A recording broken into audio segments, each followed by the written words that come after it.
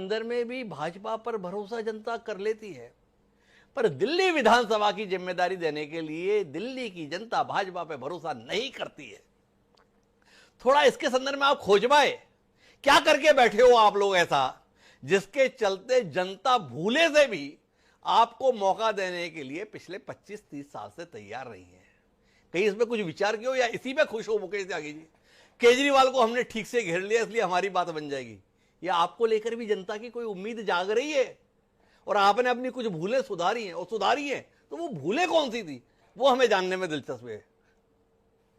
देखिए, वही तो मैं कह रहा हूँ डॉक्टर हिमांशु कि जैसे कैलाश गहलोत है, उन्होंने आप पार्टी छोड़ करके हमको ज्वाइन किया। क्यों ज्वाइन किया, जरा मुझे बताइए। उन्होंने कहा कि मैं जिस प्रकार की पार्टी में सोच रहा था उसका चरित्र बिल्कुल ही उल्टा है। रक्षक जो है भक्षक बन गए। जिस प्रकार से स्वाति मालीवाल को उन्होंने पिटाई लगाई, जिस प्रकार से उनके तमाम लोगों के वक्तव्य ऐसे हैं जो देश विरोधी वक्तव्य हैं। केजरीवाल खुद ही जेल जा चुके हैं, उनके 4-5 मंत्री जेल जा चुके हैं। तो अभी जो पाप की जो चरम सीमा है उस पर ये पहुंच चुके हैं। वो कहते हैं जब लॉ फड़फड़ाती है, जब दीपक बुझने को आता है, तो अभी इनका दीपक बुझने का समय आ चुका है। और मैं समझता हूँ कि वो जो स्थान है। अच्छा, मैं आता हूँ महिमा सिंह जी के पास, एक सवाल और कर लेता हूँ। मुझे आप बार बार केजरीवाल जेल जा चुके हैं। देखो, जेल तो जो है ना, हेमंत सोरेन भी गए थे और उसके चलते आपकी जो हालत हुई झारखंड में वो भी हमने देखी। दिल्ली में डर नहीं लग रहा आपको हेमंत सोरेन के अनुभव के बाद?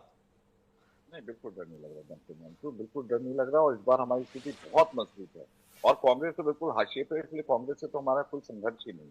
कांग्रेस से तो हमारा कोई संघर्ष ही नहीं है महिमा जी। 15 साल दिल्ली में सरकार बनाने में सफल रही कांग्रेस पार्टी, पिछले 2 चुनाव से खाता खोलने में भी नाकाम है। पर सवाल तो भाजपा को लेकर है। महिमा जी समझ पाती है ये दिल्ली भाजपा से इतनी दूर क्यों रहती है? जय हिंद।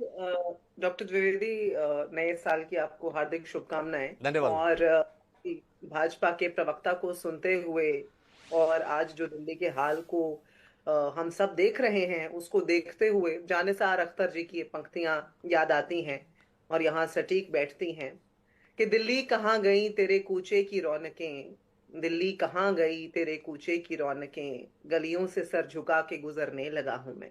क्या ये जो भाजपा और आम आदमी पार्टी के आपस की खींचतान है ना, जो कानून व्यवस्था का लचर हाल हो गया है पिछले 11 वर्षों में वहां पर, जो दिल्ली के अंदर पॉल्यूशन का हाल हो गया है, तो आज का जो हाल है वो तो सबको सबके सामने है, सर्वविदित है। लेकिन आप ये जानना चाह रहे हैं कि ये आखिर ऐसा क्या है जो दिल्ली अपने आप से भाजपा को इतना दूर रख रही है। बिल्कुल बड़ा उचित सवाल है डॉक्टर द्विवेदी। सबसे पहले तो इस सवाल का मैं स्वागत करती हूँ और उसी के साथ ये बिल्कुल पिछले 31 साल से जो दिल्ली से दूर रखा गया है भाजपा को, क्योंकि दिल्ली दिल वालों की ये कहने की ही बात नहीं है। दिल्ली के अंदर आपको हर धर्म का, हर जात का, हर प्रांत का व्यक्ति मिल जाएगा। और ऐसे में अगर आपका जो माइंडसेट है वो इंक्लूसिविटी का नहीं है, वो सबको साथ लेके चलने का नहीं है, जुमले में नहीं, असल में वास्तविकता में सबको साथ लेके चलने का नहीं है, तो ऐसे में आप दिल्ली वालों को तो साथ लेकर के, या दिल्ली वालों का दिल तो जीतना असंभव है ऐसी पार्टी के लिए। आप याद कीजिए कि शीला दीक्षित के दौर में जो दिल्ली की उमंगें जो परवाज चढ़ी वो सबने देखा। चाहे वो इंफ्रास्ट्रक्चर को बढ़त मिलना हो, चाहे वो लोगों के लिए रोजगार पैदा होना हो, चाहे वो महिला सुरक्षा की बात हो, लोगों के तमाम अधिकारों की बात हो, एक सुदृढ़ नेतृत्व हमने शीला दीक्षित जी के दौर में देखा। और 93 में हम याद करते हैं कि चुनाव आखिरी जीती थी भाजपा, उसी दौरान उसी के आसपास बाबरी मस्जिद कांड भी हुआ था। और दिल्ली जो है वो इस तरह की मानसिकता को बख्शती नहीं है, जो धार्मिकता, जो नफरत जदा विचारों से लबरेज है। और भारतीय जनता पार्टी ने अभी भी क्या किया है डॉक्टर द्विवेदी?